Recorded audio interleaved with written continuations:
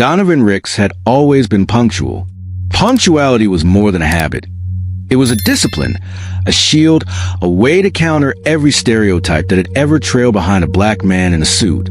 But that morning, the call came in at 8:12 a.m. A federal witness in a kidnapping case had fled protective custody. Donovan was the senior prosecutor on the case. He gave the orders, calmed the chaos, ensured a manhunt was underway, and then raced out of the U.S. Attorney's office in Norwalk, Connecticut. At 9:03 a.m., he pushed open the thick wooden doors of the Norwalk Municipal Courthouse. 3 minutes late. It wasn't a felony trial. It was a parking ticket. A $35 fine wrongly issued to his rusted-out Civic outside his mother's duplex on East Washington Street. A meter reader had marked it as unpaid, despite the receipt still taped to the dashboard. It was small, yes, petty maybe, but Donovan had built his life fighting the rotten systems. And you didn't ignore a leak just because it started as a drip. The courtroom smelled of mildew and stale coffee. Fluorescent lights buzzed overhead, and the old ceiling fans creaked as they stirred warm, unmoving air. Donovan adjusted his tie, navy hand-pressed by his sister the night before, and stepped inside. Judge Milton Carroway was already seated, black robe heavy over his shoulders, face red with age and disdain. He was known around Norwalk's legal circles. Hardline Carroway, some called him. Hanjin Judge, others joked, though it never quite sounded funny. He was the kind of man who still called it Negro Week when talking about Black History Month, a relic and proud of it.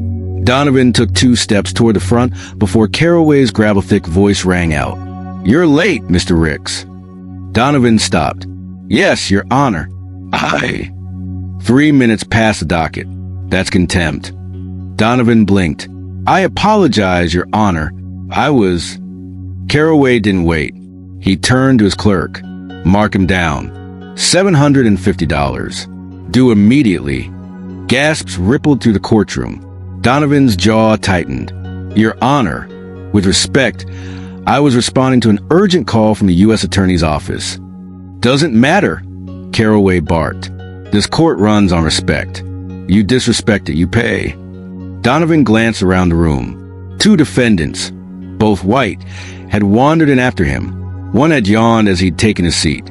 The other, in cargo shorts and flip-flops, had spilled iced coffee on the floor. Neither had been fined. Neither had even been acknowledged. He took a slow breath. "Just so the record's clear," Donovan said, reaching into his pocket and pulling out credentials. "I'm Donovan Ricks, Assistant U.S. Attorney, Eastern District of Connecticut." The room fell silent. Even the buzzing lights seemed to pause. Carroway's lip curled. "Makes no difference. In my court, you're a defendant, not some big man from D.C.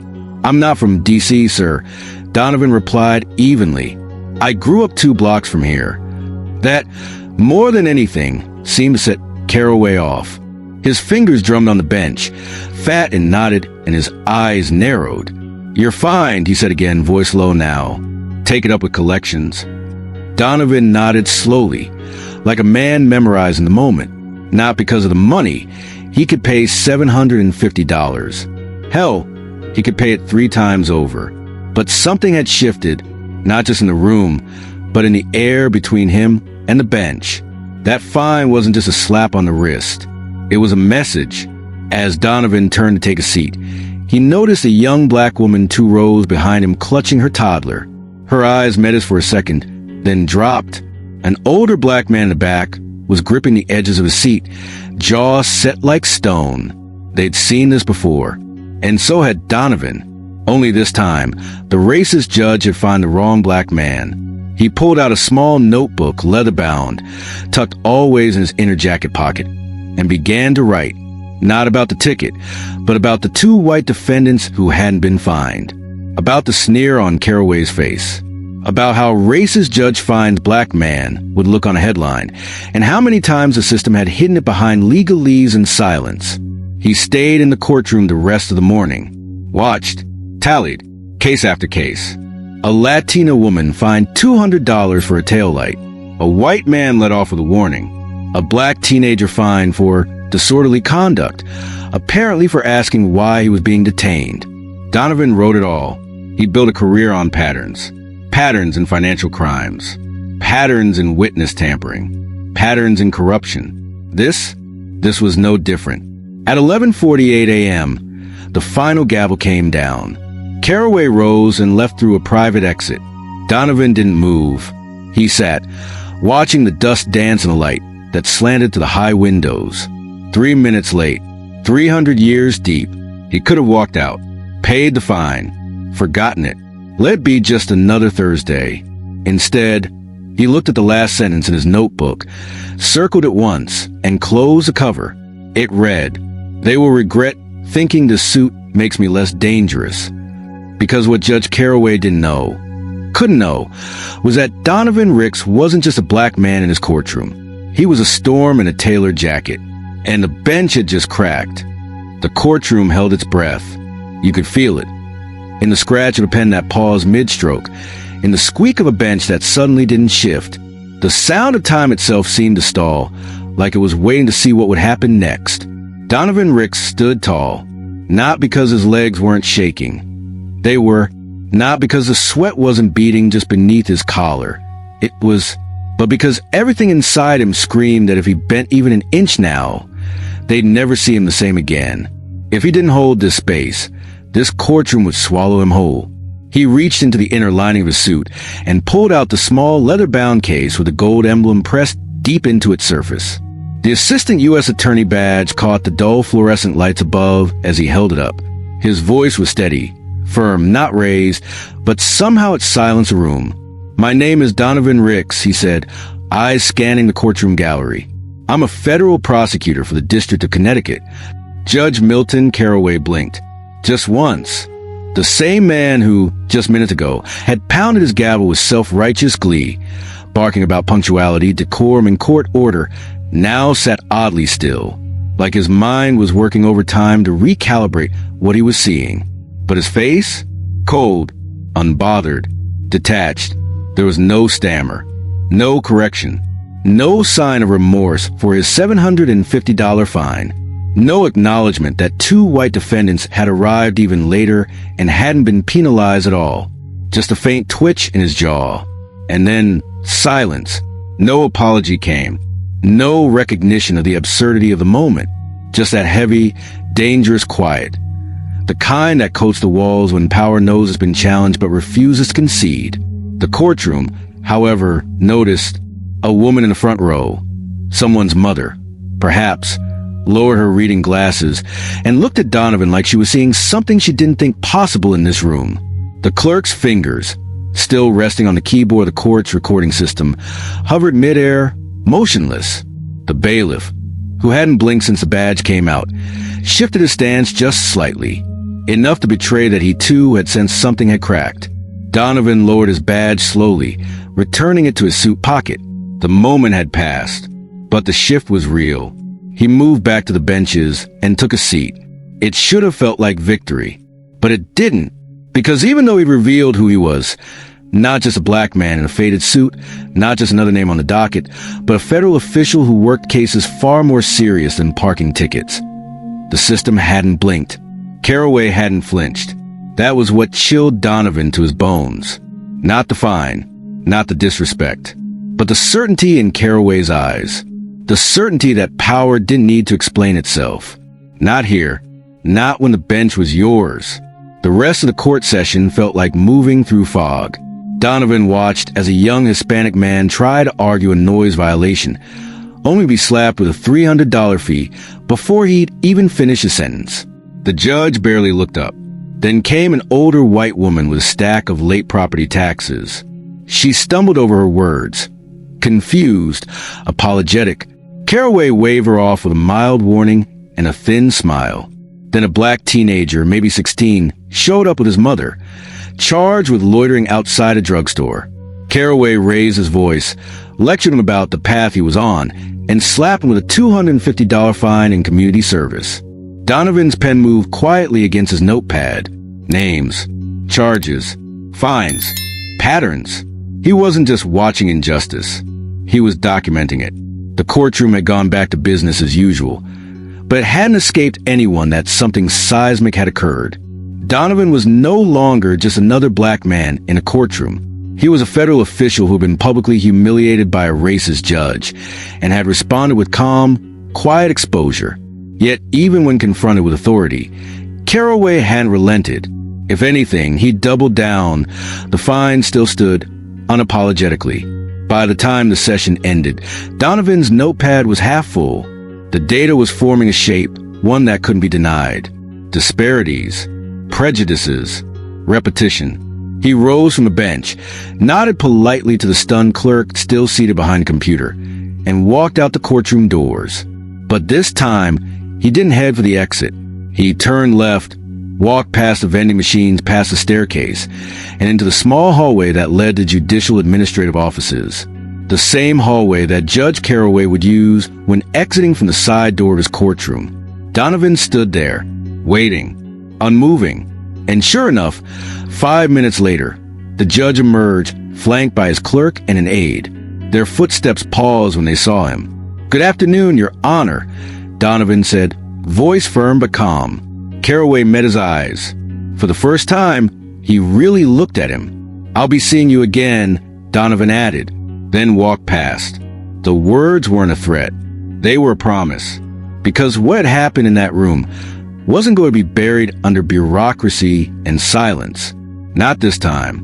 And certainly not by a man who had spent his entire career learning how to dismantle corruption from the inside out. The courthouse hadn't changed. Same warped floorboards, same pale fluorescent lights flickering above like dying stars. But for Donovan Ricks, everything felt different now. He sat quietly in the back pew, arms folded tightly across his chest. The sting of that $750 fine still fresh like a welt on his pride. The courtroom buzzed with muted conversations and paper shuffling, but Donovan heard none of it. All he could hear was that voice, gravelly, entitled, spitting contempt like it was his name. Judge Milton Carroway hadn't just fined a black man for being 3 minutes late. He'd struck something deeper. Donovan could have left, walked away from the insult, filed a complaint quietly, let it go. But he didn't. Something about the smug curl of Carroway's lip when he banged the gavel had settled like poison in Donovan's gut. He pulled out his small legal pad from his satchel. Not his usual leather-bound briefcase, just a low-key, nondescript canvas bag. This wasn't a federal case. This was personal now. The first line he scribbled, "Case number 1, me, $750. 3 minutes late. White man before me, 12 minutes late. No fine, no warning. Just a chuckle. A new case began. A young black woman, maybe early 20s, with wide eyes and chipped nail polish, stepped up to the podium. Her charge? A parking violation outside the library. Her story was soft-spoken, laced with nervousness. The meter was jammed. She had called the hotline. She had proof.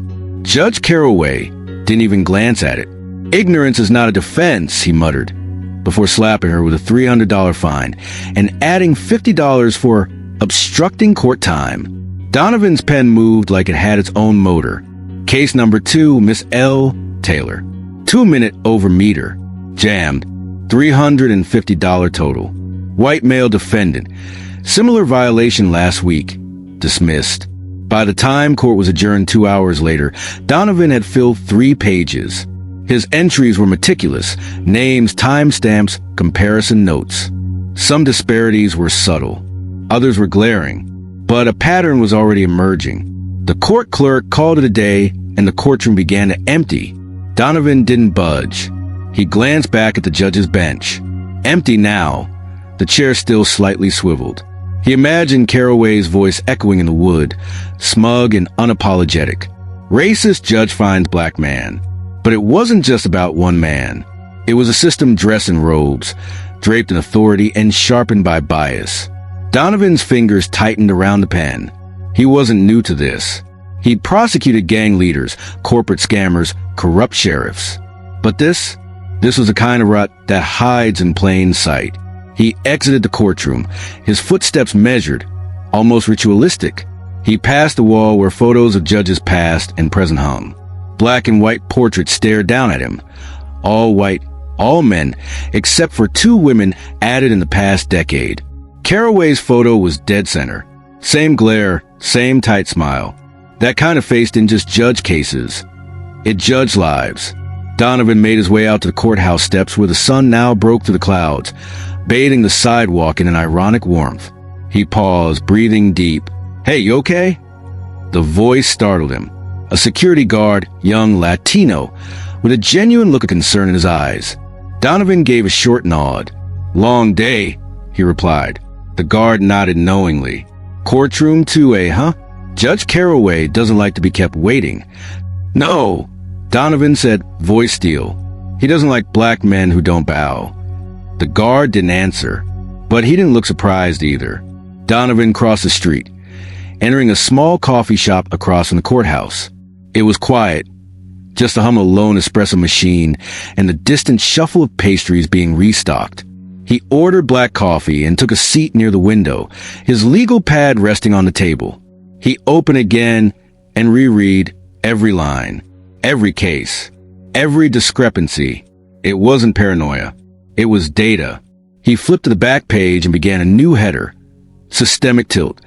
Norwalk Municipal, Judge Carroway. He wouldn't just let this go.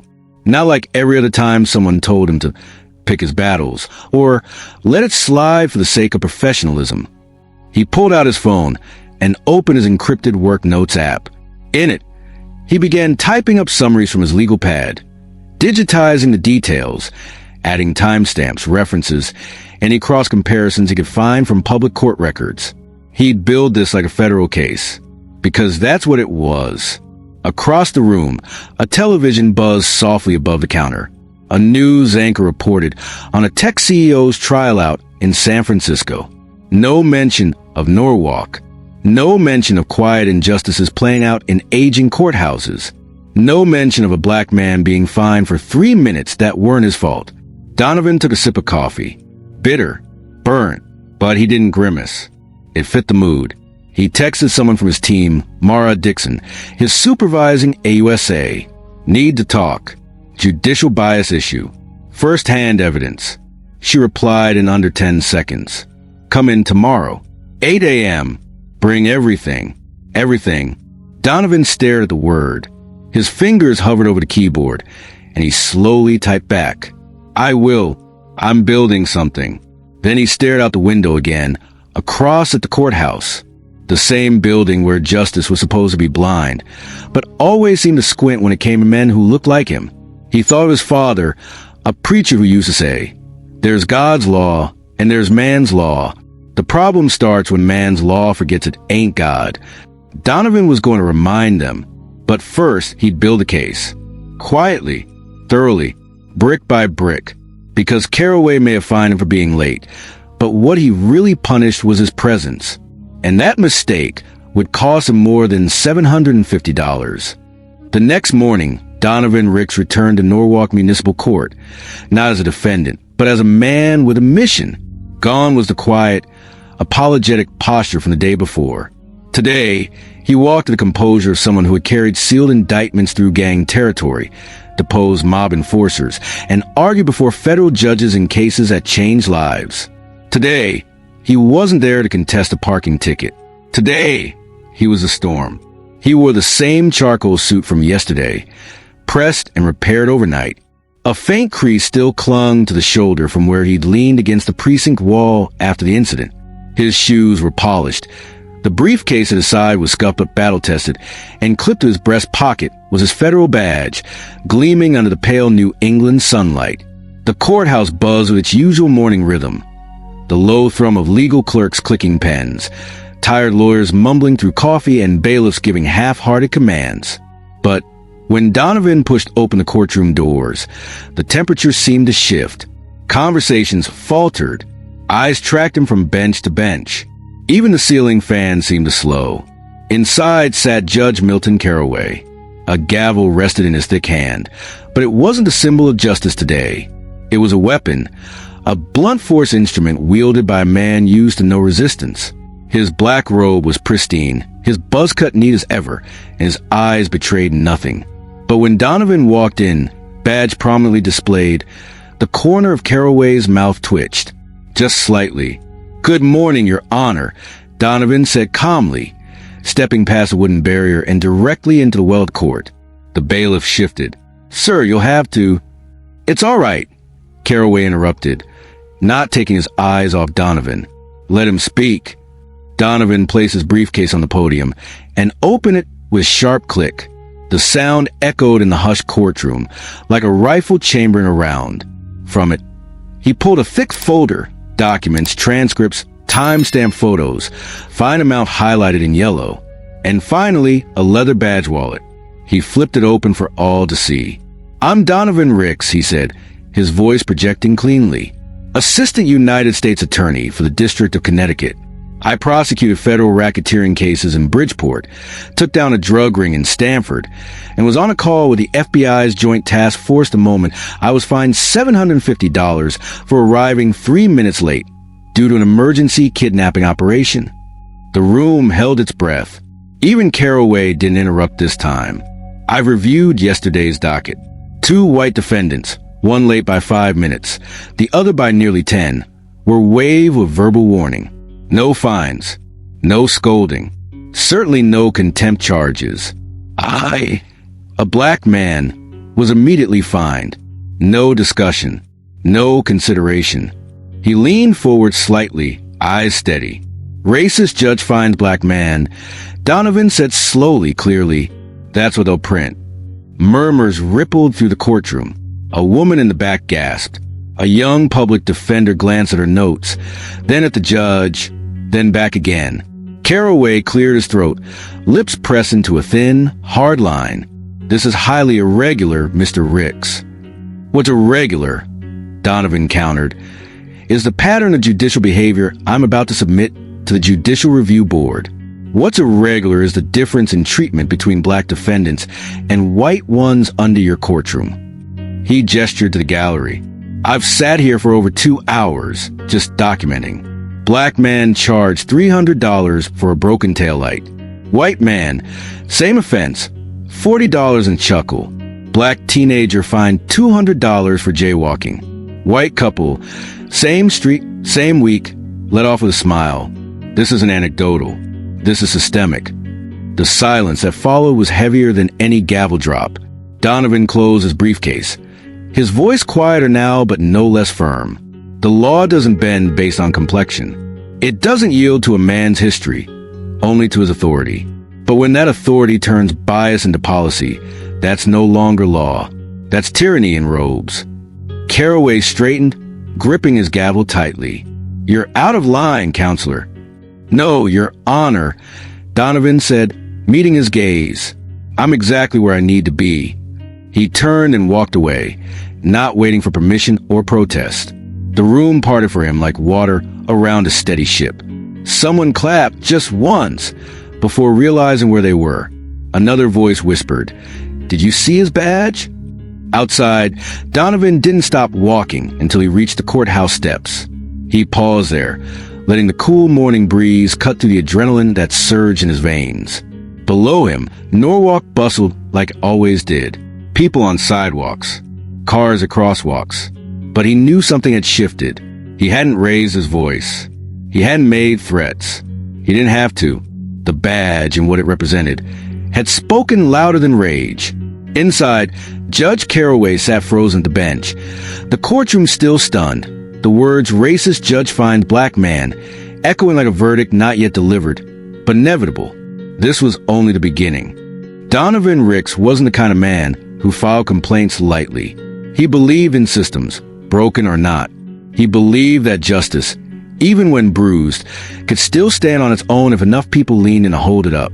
But this, what happened in that courtroom, what kept happening, was rot, not a bruise, not a scratch, but something deep and festering that smiled behind a robe and a gavel. So he did what prosecutors are trained to do. He documented, meticulously, relentlessly. Late that night, under the flickering light of his home office in Norwalk, Donovan sat in front of a screen glowing pale blue. The judicial misconduct portal blinked at him, a government site most attorneys never dared to touch. Most believed the system was a closed loop, self-policing, self-protecting. But Donovan had never cared for whispers and warnings. He clicked File New Complaint. The title line filled itself almost involuntarily. Pattern of discriminatory fining and judicial misconduct, Judge Milton Carroway. Then he began typing. Every detail poured out. Not just his own fine, but the stack of cases he spent the last few days cross-referencing. Public records, archive footage, cases he had personally witnessed. And most damning, the disparities. For identical traffic offenses, white defendants were fined an average of $55. Black defendants, $180. Contempt of court for minor lateness, whites warned, blacks fined up to $750. Warning for broken taillights, rare for black drivers, almost guaranteed for whites. He attached graphs, timelines. He cited judicial decisions. He referenced equal protection violations. Every sentence was crisp, prosecutorial, and irrefutable. At the bottom, he clicked submit. The timestamp read 1:42 a.m. He sat back, exhausted, rubbing his eyes. The room was still. Outside, Norwalk was quiet, its corruption sleeping comfortably. But inside his home, a fire had just been lit. The next morning, Donovan's phone buzzed relentlessly. Colleagues, fellow attorneys, even a few journalists he hadn't spoken to since law school. Word had spread, not from aboard, but through whispers. Someone in the courthouse had seen the complaint logged in the system. They'd leaked it. On purpose or not, it didn't matter. The story caught fire. It started with a blog post. Black federal prosecutor fined by racist judge, then exposes widespread bias. By noon, it had 12,000 shares. By sunset, over 80,000. People were angry, and not just the ones who had been fined. Lawyers, students, clerks, even a retired judge from Hartford commented on the post anonymously, writing, "Everyone in the circuit knows Carroway runs his courtroom like the Confederacy never ended."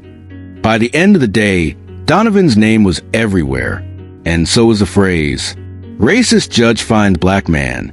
That evening, he sat in a small cafe near the courthouse with his longtime friend and fellow attorney, Carmen Dorsey. "You just turned the whole damn system upside down," she said, sipping her espresso, her eyes scanning the headlines on her tablet. "You ready for the blowback?" Donovan didn't answer right away. He watched a pair of patrol officers across the street, joking with a parking attendant. They didn't know what was coming. Or maybe they did.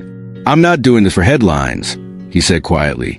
"I'm doing this because Carroway is just the tip of something that runs deeper than anyone wants to admit. If we don't push back now, when do we?" Carmen nodded, then prepared for them to push back harder. That night, someone did. Just before midnight, Donovan's phone rang. It was his mother.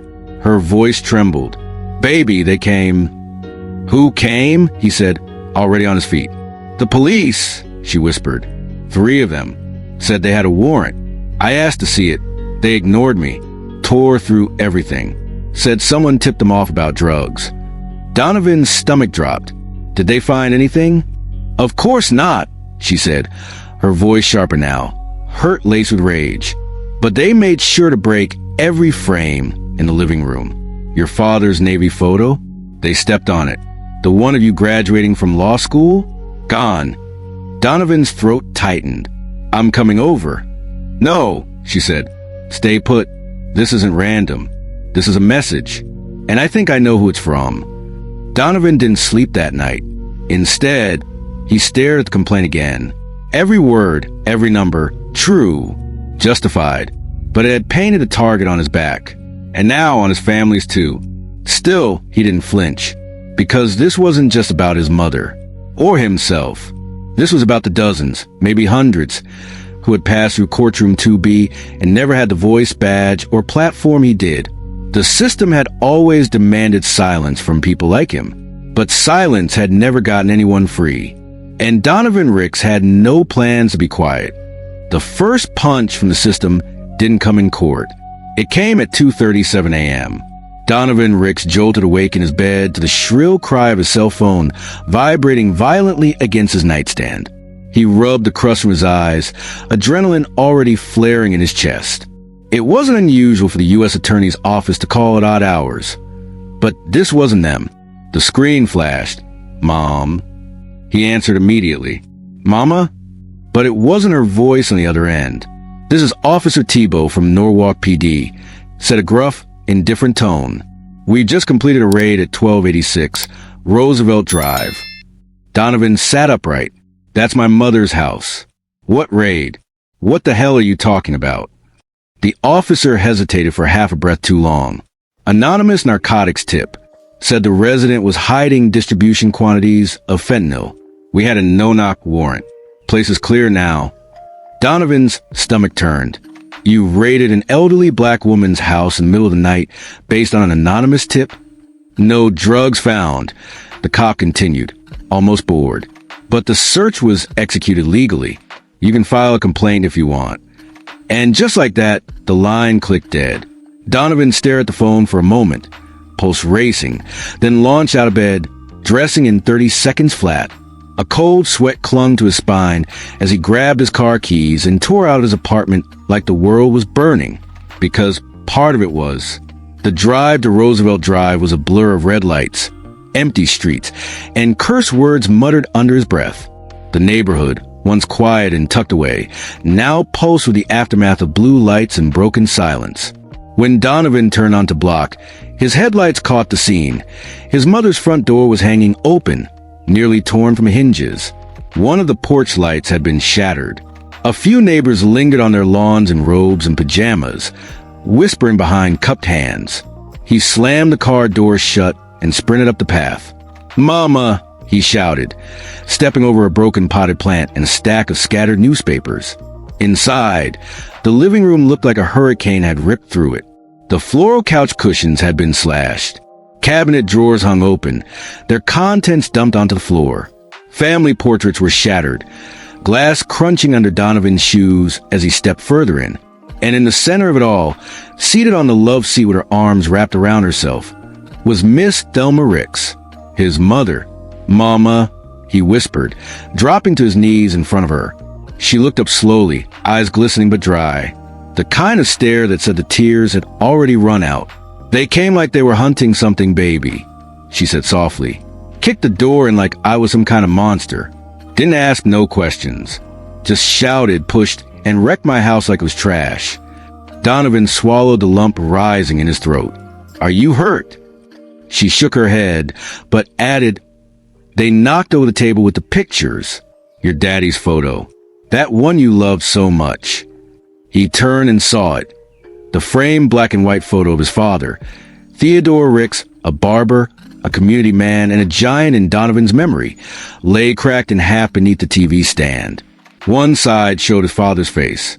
The other, the hand that once held scissors like a badge of pride. It was more than a photo. It was a legacy, now crushed under a police boot. Back outside, Donovan paced furiously beneath the dim porch light. His fingers hovered over his phone, shaking with rage. This wasn't just intimidation. It was a message. "The racist judge finds black man." Headline was no longer just a line in a report. It had grown teeth, and it had come to bite. He knew it then. The complaint he filed against Judge Milton Carroway had rattled the wrong cages. Filing evidence about triple fines, racial targeting, and systemic abuse? That was dangerous. But he believed the law would shield him. He forgot what color skin the shield covered. Now his mother had paid the price. Donovan raised his phone and dialed someone he rarely called at night. Mara Lansing, his supervisor at the U.S. Attorney's Office. She answered on the second ring. "Donovan? It's almost 3 a.m. They hit my mom's house," he growled. "No-knock warrant. Cited an anonymous fentanyl tip. They found nothing." Mara went quiet. Then, "Jesus Christ. Are you okay?" "She is, for now. But I'm not letting this go. I'll loop in internal affairs," she said immediately. "We'll look into the Norwalk PD and their ties to Carroway. This could be bigger than we thought." "I don't need maybe," Donovan snapped. "I need a full-scale federal probe. And I need you to help me pull every thread until that man's robe is ashes." Mara didn't argue. "Done. But Donovan, watch your back. They've escalated." He hung up without replying, because she was wrong. This wasn't escalation. This was war. Back inside, Donovan crouched in the middle of the destroyed living room and picked up the broken frame with his father's photo. He gently placed the shards on the coffee table like sacred relics. His mother was asleep on the couch now, the only light coming from a flickering lamp in the corner. He didn't sleep that night. He just sat there, eyes locked on the ruins of his family home, mind locked on a single vow. If they wanted to silence him, they'd have to bring more than threats, more than raids. Because the black man they fined for being 3 minutes late was about to become the man who brought the whole house down.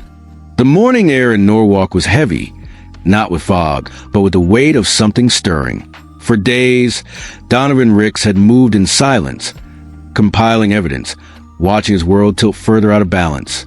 But today, the silence fractured. A ping broke the hush in Donovan's apartment. His phone buzzed on the kitchen counter, skittering across an unopened folder of police misconduct reports. The screen flashed with a single name, Zuri Vaughn, blogger, activist, rabble-rouser. She ran a local independent media site, Norwalk Unfiltered, infamous for exposing stories the mainstream refused to touch. Donovan swiped open the message. Check my site. It's live. You're going to want to see the title. His heart thudded once, then harder. He pulled up the article. Racist judge finds black man. Then the system retaliates. Right there, bold, centered, framed beneath it was a photo of Donovan's bruised hands clutching his shredded family portrait, taken the morning after the police raid on his mother's house. Zuri hadn't just gotten the story. She had the tone, the fury, the truth. She'd used his name. Publicly, Donovan's mouth went dry. He hadn't wanted this. But part of him, the fire-lit part that had burned ever since Judge Milton Carroway humiliated him in front of a courtroom for being 3 minutes late, knew this was inevitable. The article laid it all bare. The fine, the identity reveal, the retaliation raid on his mother's home, the double standard in Carroway's court, and the beginnings of Donovan's private investigation. Zuri had even cited data he hadn't released, numbers from court records she must have pulled through public access and compared across dozens of cases. In Judge Carroway's courtroom, being a black man isn't a coincidence. It's a penalty. The comments section exploded with names. People came forward with receipts, literally, photos of court fines, timestamps, and comparisons between their citations and those of white counterparts for identical offenses. Many were black. Some were Latino. A few were just plain fed up with the tyrant behind the bench. And then came the protest plans. Hashtag spread like gasoline over kindling. Hashtag Norwalk Justice. Hashtag racist judge fines. Hashtag we stand with Ricks. Hashtag systemic rot. Within hours, it was trending locally. By lunchtime, it had spread across Connecticut. Donovan's phone wouldn't stop buzzing. Old law school classmates, colleagues in U.S. Attorney's office, strangers from Ferguson to New York City, all saying the same thing. We see you. This isn't just you anymore. You've lit a fuse. He paced his apartment. His hands trembled, not from fear, but from momentum. Until now, everything had been building quietly. Dossiers, court logs, internal memos, private complaints. Now it was public, and public meant unpredictable.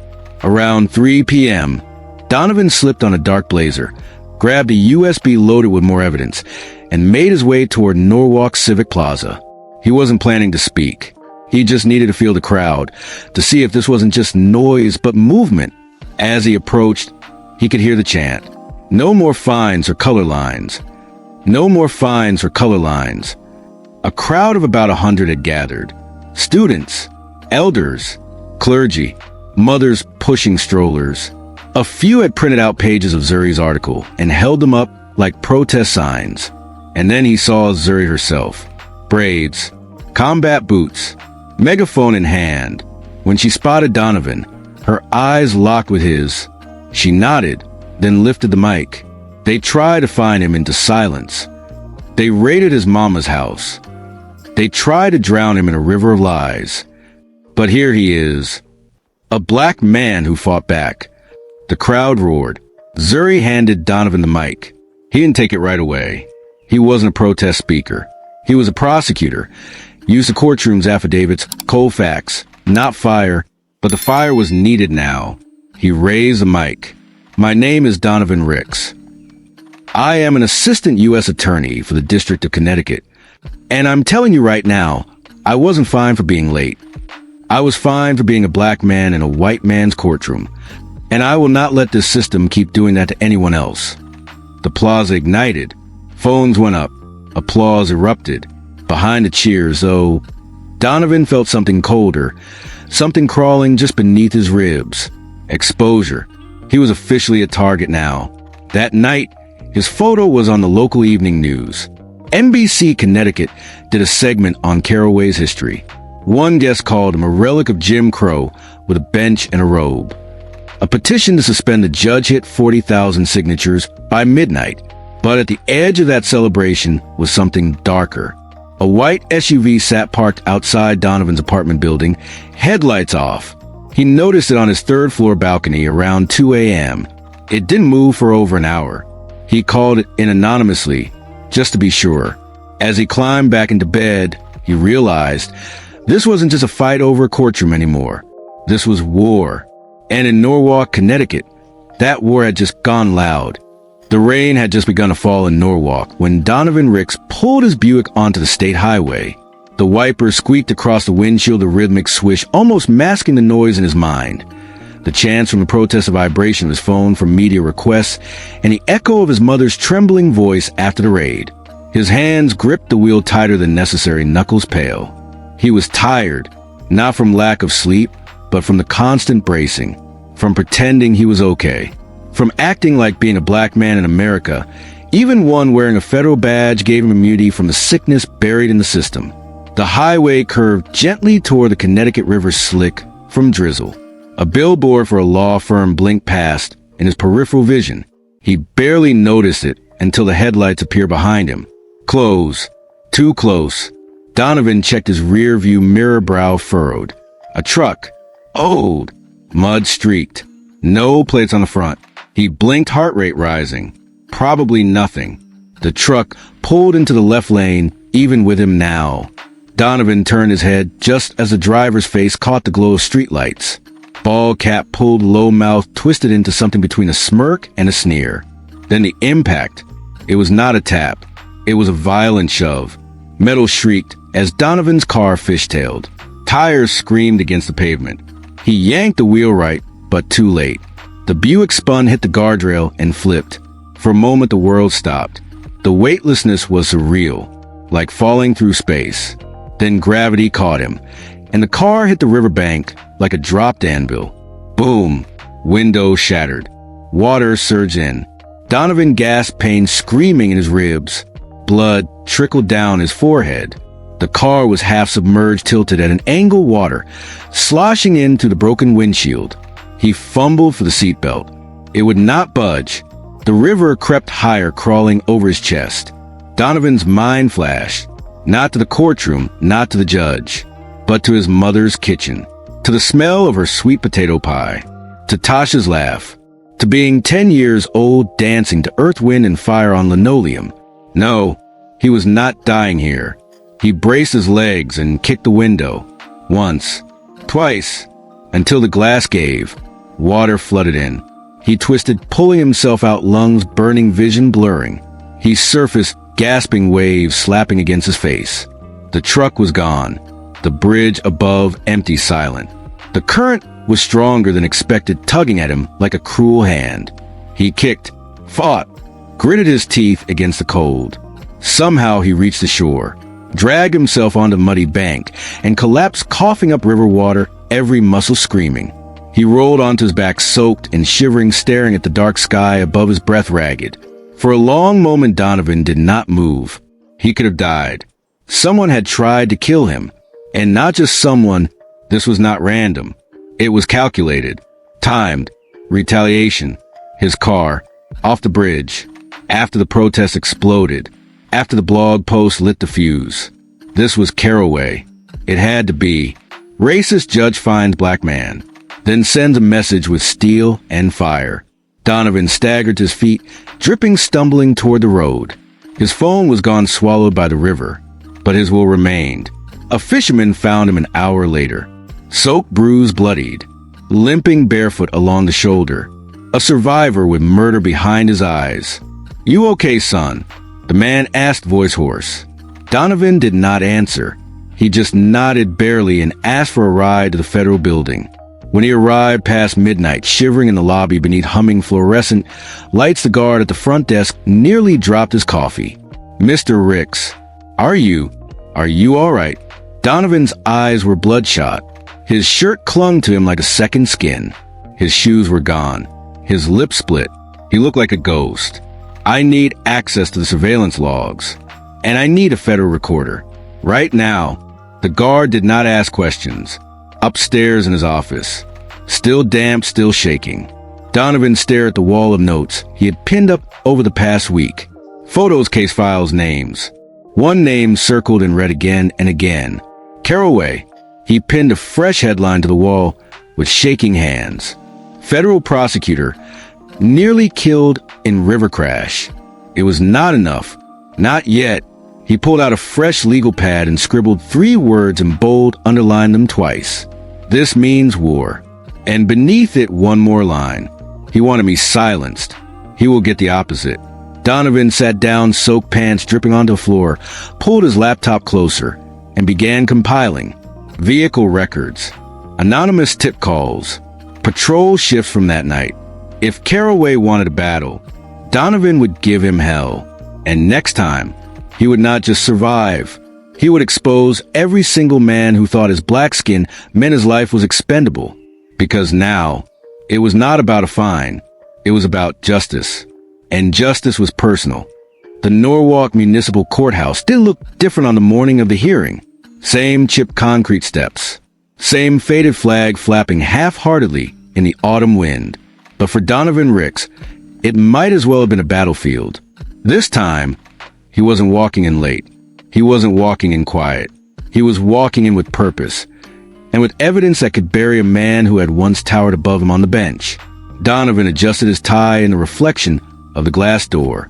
The bruise on his temple still throbbed from the river incident. His ribs ached every time he breathed too deep. His left shoulder was bandaged beneath the suit jacket. But his eyes burned with something you couldn't stitch or sedate. Resolve. Inside Courtroom 2B, the benches were full. Reporters, activists, former defendants who had once walked out of this very room with fines they couldn't afford and shame they didn't deserve.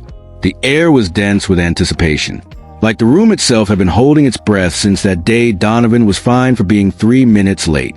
Now the judge's seat was occupied by a new face, and in the defendant's chair, slouched, pale, and trying too hard to look indifferent, sat Judge Milton Carroway, the same man who once smirked as he fined a black man $750 without blinking, the same man who now had a federal case strapped to his chest like a time bomb. Donovan stepped into the well of the court. A bailiff called out the case number. People versus Milton Carroway. He took a moment, scanned the room, found his mother in the back row, her posture rigid but proud, Tasha next to her, her wrists still in a cast, her face still bruised from the last message Carroway's cronies had sent. Then he looked forward, locked eyes with the man who had once tried to reduce him to a number, a headline. Now it was his turn. He turned to the presiding judge and nodded. "Your Honor, I intend to prove beyond reasonable doubt that the defendant, former Judge Carroway, engaged in a consistent pattern of racial bias, abuse of power, and orchestrated acts of retaliation, both legal and violently extralegal." Murmurs rippled through the gallery. Donovan raised a flash drive in the air. "I submit into evidence 22 cases from Carroway's courtroom showing disproportionate fines and rulings against black defendants versus their white counterparts. Same infractions, triple the punishment." The screen in the courtroom flickered to life.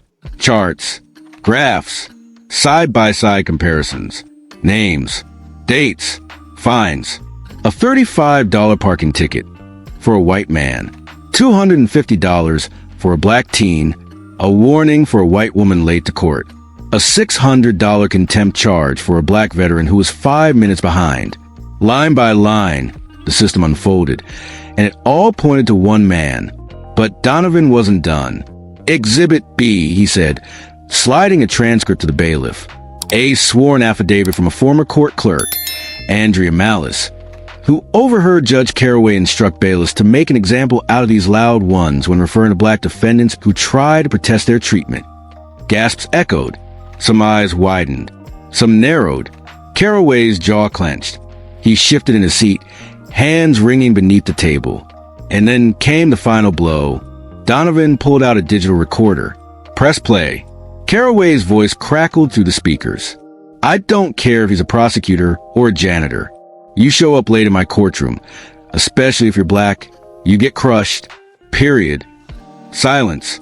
The kind of silence that screams. The kind of silence that only truth can summon. Donovan let it hang. Let the shame sink into the oak panel walls. Then he stepped closer to the bench. I wasn't fine to being late, he said, voice low but unwavering. I was fine for being a black man who dared to carry authority into a courtroom where you believe power should wear only one color. His words cracked like a gavel across the room. Some stood, some wept, all listened. The presiding judge looked down at Carroway, her face unreadable. Do you have a response to these accusations? Carroway opened his mouth, closed it, swallowed hard. Finally, he muttered, It's not how it sounds. No. Donovan cut in, stepping forward again. Because it sounds like racist judge finds black man, then tries to bury him in the river, then tries to burn down his legacy, his family, his body. You wanted silence. Carroway, I brought you a storm. The gallery erupted, not in chaos, but in applause. Tasha stood. Miss Evelyn covered her mouth. Reporters scribbled furiously. Cameras flashed like lightning. And Carroway? He sank in his chair like a man watching his own name written on a headstone. The presiding judge raised her gavel, eyes stern. Order in the court. The room quieted, but the moment had already been carved in stone. Donovan stepped back, the fire in his chest burning steady. For every black man fined unfairly, for every silence forced by power, for every time a racist judge thought a robe was a shield. That morning in Courtroom 2B, justice didn't just whisper, it roared. The courtroom was still vibrating from the aftershocks of Donovan's takedown. The echo of his final words still hummed to the chamber like a struck tuning fork. Cameras had caught everything. The confession, the evidence, the silence that followed Judge Carroway's crumbling facade. For a moment, it felt final, like a gavel had been slammed on history itself. But Donovan Ricks knew better. 2 weeks later, he sat in the back of Courtroom again, this time with less fire in his chest and more weight on his shoulders. His arm was in a sling from the highway crash, and his eyes had deepened with the kind of exhaustion you couldn't sleep away. He looked down at the sentencing document in his hands as the presiding judge prepared to read the final verdict. Milton Elias Carroway, she announced, her voice firm. You've been found guilty on all counts. Racial bias in judicial rulings, conspiracy to obstruct justice, and attempted retaliation against a federal prosecutor. You are hereby sentenced to life imprisonment without the possibility of parole. There was no applause this time, just a heavy exhale from the room. Donovan felt it roll through the pews like a wave, relief, vindication, maybe even disbelief. It was done. Carroway didn't say a word. He didn't look at anyone as 2 U.S. Marshals cuffed his hands and led him down the center aisle. His robe was gone, replaced by a wrinkled gray suit. His eyes, once so piercing and cold, were now hollow and sunken. He looked like a statue of a man that had finally been torn down. Donovan didn't smile. He couldn't. He just watched the man disappear through the double doors at the end of the courtroom, swallowed by the very system he had once used as a weapon. By the time Donovan stepped out into the courthouse plaza, the press had already gathered. Dozens of microphones thrust toward him, flashbulbs erupting. Mr. Ricks, do you think justice has finally been served? Will you be pursuing further action against the officers involved? Was this ever about just one judge? Donovan raised a hand. No comment for now, he said. There are still chapters left in this story. That night, he finally allowed himself to breathe. He sat at his mother's kitchen table, the one that had somehow survived the police raid.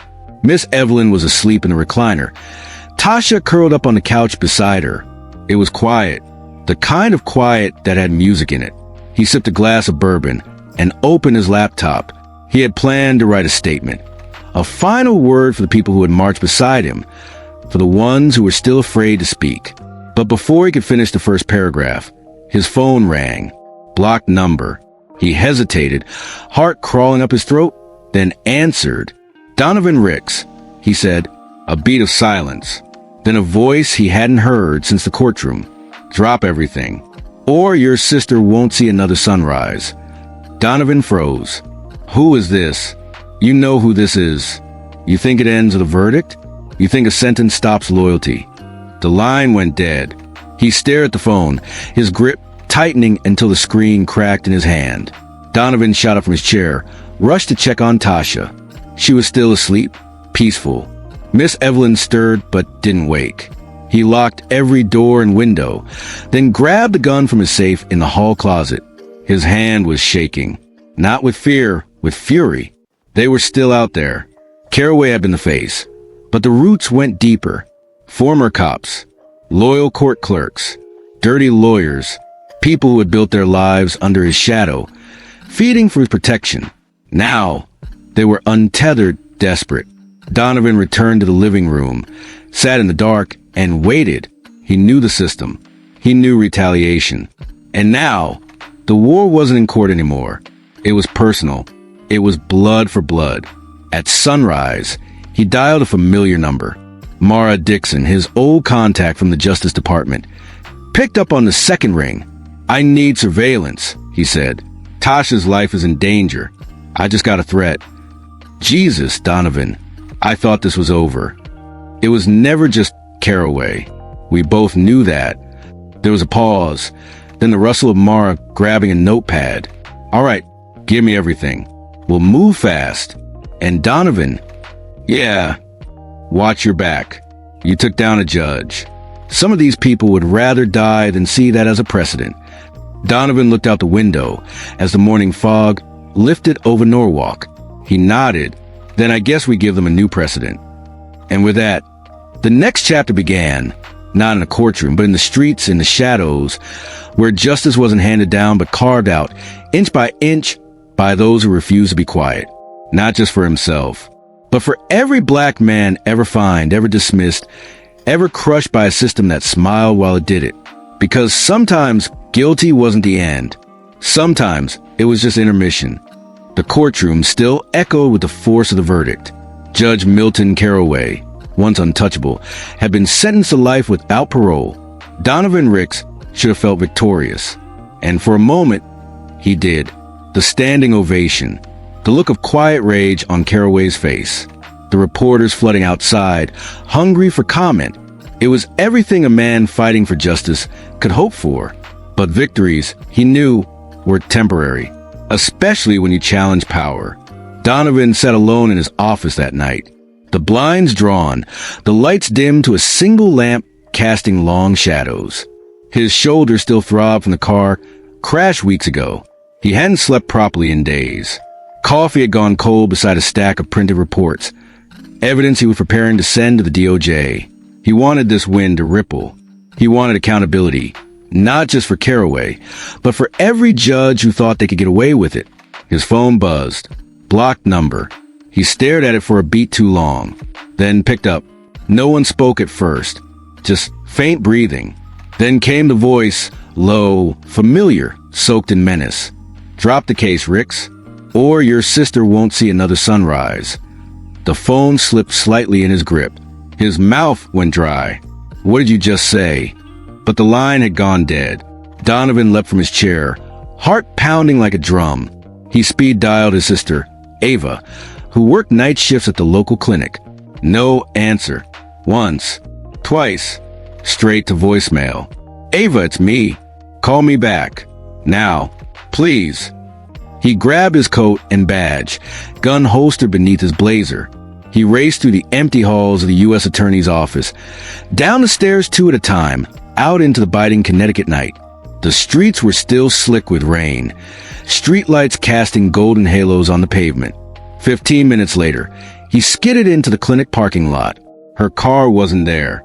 The front desk clerk looked up as he stormed in, flashing his badge. "Ava Ricks." Is she still here?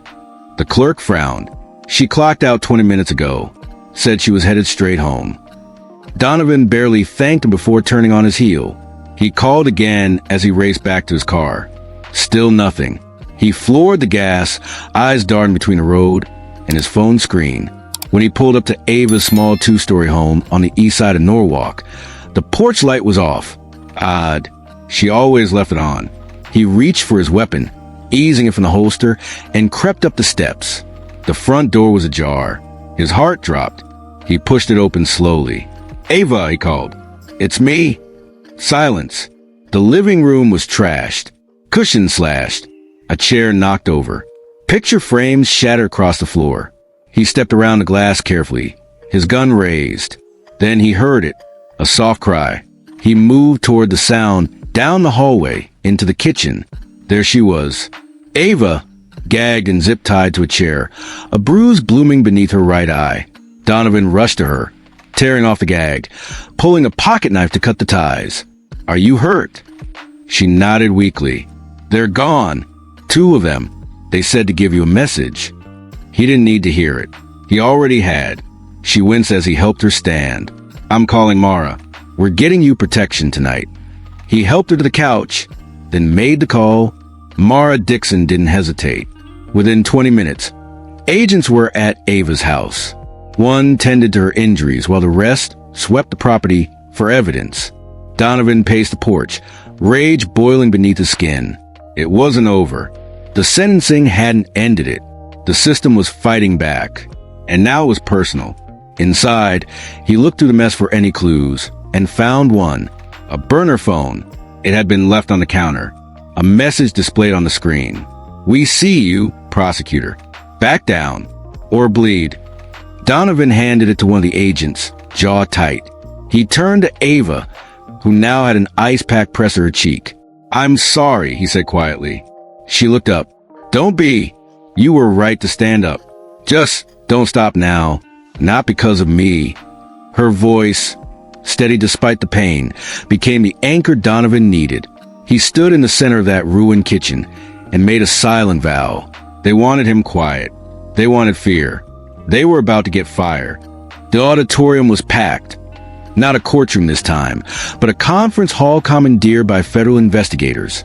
Cameras lined the back walls like rifles, red lights blinking like eyes. Dozens of reporters filled the first 3 rows. The air buzzed with anticipation, static clinging to every breath. Donovan Ricks stood at the podium, a single spotlight cutting to the low-hung fog of political fallout. His shoulder was bandaged beneath his dark gray blazer, his jaw still bruised from the ambush 2 nights before. But his voice, when he opened his mouth, was bulletproof. "My name is Donovan Ricks," he began, "and this is the final piece." He reached into the duffel bag at his feet and pulled out a simple audio recorder. Its shell was scratched, casing nicked from the struggle in the alley where he'd nearly bled out. But inside it held the voice that would set the final chain reaction. He pressed play. Lena Price's voice filled the room, her confession shaking to the speakers like thunder rumbling through cathedral walls. The video was fake. AI. The judge at Tech Guys. Paid off through Bobby Ray, his cousin. They made it look real. I leaked the voice clips. They threatened my daughter. I'm sorry. Gasps rippled through the crowd. Reporters began typing frantically. One dropped their pen. Donovan didn't flinch. He stepped back from the podium and let the words play out. Every name, every amount, every fabricated headline, every cut edited to crucify him in public. Lena had named the entire network. Judge Milton Carroway, Captain Trent Lane, the ex-NSA hacker codenamed Vickers, even the local station manager who greenlit the deepfake to air as breaking news. It had all been a machine, precision-engineered character assassination, a plot designed not just to discredit Donovan Ricks, but to burn him alive in the court of public opinion. And for a while it had worked. Until now, the audio faded, replaced by silence so thick it swallowed oxygen. Then the room erupted, not in noise, but in energy. Phones buzzing, press credentials clacking, hashtags forming like wildfire in the back row. Donovan raised one hand. There's a pattern here, he said. A racist judge finds a black man for being 3 minutes late. And when that black man speaks up, when he refuses to stay invisible, the system tries to erase him. His voice cracked slightly, but he didn't back down. It didn't erase me. It made me louder. As if on cue, the screens behind him lit up. Security footage from a federal raid on Bobby Ray's scrapyard. Images of the truck that had run Donovan off the bridge. Documents tying Carroway to cartel cash hidden in coded offshore accounts. Testimony from the ex-cop turned whistleblower who'd watched Carroway receive payment in a briefcase outside an abandoned courthouse. Every lie was now oxygen to the fire. Donovan paused, then whispered, "You want to know the price of truth in this country? Look at my shoulder. Look at my sister's jaw. Look at the bruises on my mother's ribs." The images switched, now hospital photos. Tasha in a neck brace. Miss Evelyn with bruises spanning her cheekbone. The audience winced, and I still wouldn't take it back. That was when the shot rang out. The sound sliced through the room like a whip. Reporters ducked, tables overturned. Someone screamed. Donovan fell backwards, clutching his side. The sniper had missed his heart, but barely. Blood bloomed through his shirt, like a crimson rose. Security scrambled. Agents tackled 2 suspects by the west exit. A third was gunned down mid-run by the FBI's perimeter unit. Donovan lay on the floor, gasping. But the live stream? Still rolling. The bullet had gone through skin, but not through signal. His words, his evidence, his voice, already out in the world. 32 million viewers watched the scene unfold on streaming apps within hours. By midnight, the Department of Justice had moved to unseal new federal indictments against the remaining members of Carroway's ring. And by dawn, Judge Milton Carroway, who had once smugly fined a black man $750 to prove a point, was dragged from a motel on the Massachusetts border, zip-tied and silent. He hadn't shaved in days. His suit was wrinkled, stained with sweat, and yet, when reporters shouted questions at him, he didn't look ashamed. He looked afraid. Back in Norwalk General Hospital, Donovan drifted in and out of consciousness. Machines beeped around him. A nurse dabbed sweat from his forehead. Mara Dixon stood by the window, arms crossed, eyes locked on the screen. "We got him," she said softly. "They got him all." Donovan blinked up at her. He tried to speak, but all that came out was a breath. She leaned down. "Rest. It's done." But they both knew it wasn't. Because justice didn't always end in a courtroom. Sometimes justice ended with a man on a hospital bed, a woman watching over him, and a country asking itself what kind of world lets a racist judge find a black man for being late, and then tries to bury him for speaking up. Later, after he recovered, Donovan visited the courthouse. Not for trial, not for testimony. He stood at the top of its stairs, looking out over Norwalk skyline. Clean suit, fresh shirt, scar still healing. Reporters waited behind barricades. And when one shouted, "What's next for Donovan Ricks?" he didn't smile. He simply said, "Whatever I damn well choose." Then he walked down the steps, head high, past the cameras, past the old marble pillars, past the memory of Chapter 1. Because Chapter 12, it didn't end here. It started something new. If Donovan's journey moved you, if you believe justice is worth fighting for, even when the system fights back, then don't let his story fade. Hit that like button to show your support. Subscribe so you never miss the next chapter in this battle for truth. And most importantly, share this video with someone who still thinks silence is safety. Because in a world where a racist judge finds a black man just for walking into a courtroom, stories like this aren't fiction. They're warnings. They're fuel. They're a call to rise. Your voice matters. Let's make it louder, together,